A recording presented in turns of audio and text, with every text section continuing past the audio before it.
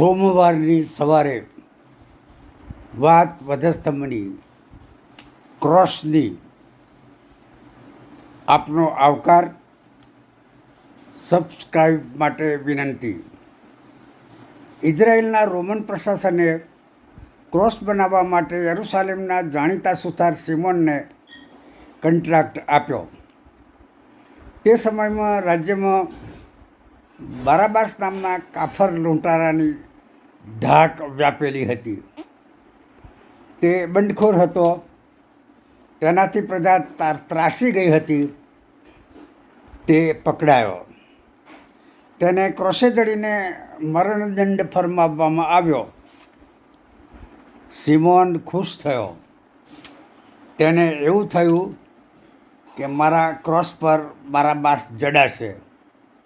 તેથી તેણે હલકા ક્રોસને બદલે કચકચાવીને 15 ફૂટ લાંબો, 8 ફૂટ પહોળો, 150 કિલોગ્રામ વજનનો ભારે ક્રોસ બનાવ્યો. તેને થયું કે બારાબાસ બરાબર લાગમાં આવ્યો છે. તે દરમિયાન જુઠ્ઠા આરોપસર ઈસુની ધરપકડ પણ કરવામાં આવી અને તેમને પણ ક્રોસની સજા ફરમાવવામાં આવી. લોકોના બૂમબરાડા, વિરોધ અને દુરાગ્રહથી ગવર્નર પોન્ટિયસ પિલાતે મસીહા ઈસુની શિક્ષા કાયમ રાખી અને બારાબાસને છોડી મૂકવામાં આવ્યો. સિમોને પોતે બનાવેલો ઉંચકાઈ નહીં એવો ક્રોસ સરકારને સુપ્રત કર્યો.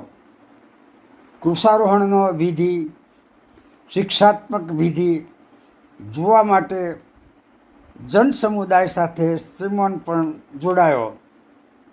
પણ તેને અચંબો થયો કે તેણે બનાવેલો ઉંચકાઈ નહીં એવો ક્રોસ ઉંચકીને બારાબાસને બદલે ઈસુ તેના જોવામાં આવ્યા. દ્રવી જવાય એવું દ્રશ્ય જોઈને સિમોનનું હૃદય ચિરાઈ ગયું. તે ચોધાર આંસુએ રડી પડ્યો. ઓ ઈસુ પ્રભુ, મારા ક્રોસ પર તમે નિષ્ઠુર બારાબાસને બદલે મસીહા ગુરુ ઈસુ તમે. આ સિમોન સુથારનું પાત્ર ગાંધીનગરના મારા એક કલાકાર મિત્ર ઈસુજન હસમુખ મેકવાનને આબાદ રીતે ભજવ્યું છે. પીડા અને રુદન સાથેનો તેમનો અભિનય દિલે ચસ્પ છે. પ્રેક્ષકો દ્રવી જાય એવો છે. આ વાત વધારે લંબાવવાને બદલે હવે આપણે જોઈએ હસમુખ મેકવાનને સિમોન સુથારના પાત્રમાં.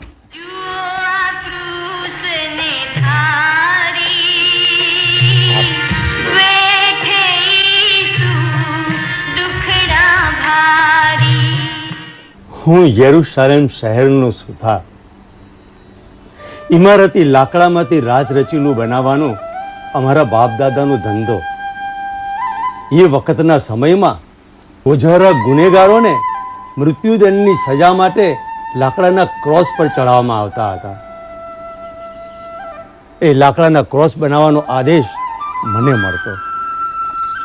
મેં ઘણા બધા ક્રોસ બનાવ્યા, પણ ક્રોસ બનાવતી વખતે મને દોષિતો પ્રત્યે દયા આવતી, એટલે હું હલકા વજનવાળા ક્રોસ બનાવતો હતો. પરંતુ પાસ્કા પર્વના પહેલા અઠવાડિયા દરમિયાન મને ભારે વજનદાર ક્રોસ બનાવવાનો આદેશ મળ્યો. મારું ક્રોસ બનાવવાનું કામ ચાલતું હતું ને ત્યારે બારાબાસ લૂંટારાનો કેસ કોર્ટમાં ચાલતો હતો અને મારે એના માટે ભારે વજનદાર ક્રોસ બનાવવાનો હતો. એટલે મેં ભારે વજનદાર લાકડાનો ક્રોસ બનાવ્યો અને મને થયું કે મારો બનાવેલો ક્રોસ હવે એને ખભે ઊંચકીને ચાલતા ચાલતા દમ નીકળી જશે અને તોબા તોબા પોકારી જશે. પરંતુ મારી ધારણા ખોટી પડી. બધું ઊંધું થઈ ગયું. એ વખતે ઈસુ ગુરુને પણ દોષિત બનાવીને પિલાતુસના કઠેરામાં ખડા કર્યા હતા. પિલાતુસ જાણતો હતો કે ઈસુ નિર્દોષ છે અને એમને છોડી મૂકવા માંગતો હતો, પરંતુ ધર્મજનોની ટોળાઓએ માગણી કરી કે બારાબાસ લૂંટારાને છોડી મૂકો અને ઈસુને ક્રૂસ ઉપર વધસ્તંભ ચડાવવાની શિક્ષા કરો. પિલાતુસ ગભરાઈ ગયો. એને પોતાની ન્યાયાધીશની ખુરશી હલમડોલમ થવા લાગી અને અંતે એણે બારાબાસને છોડી મૂકવાનો આદેશ દીધો અને ઈસુને કોયડાનો માર મરાવી ક્રૂસ પર વધસ્તંભ પર ચડાવી દેવાની શિક્ષા કરી. આ સાંભળીને તો મારા મોતિયા જ મરી ગયા. જે ક્રોસ બનાવતી વખતે જે મેં હથોડાના ઘા કર્યા હતા ને, એના કરતા વધારે ઘા મારા હૃદય પર લાગ્યા. હું શું કરું એની મને ખબર ના પડી.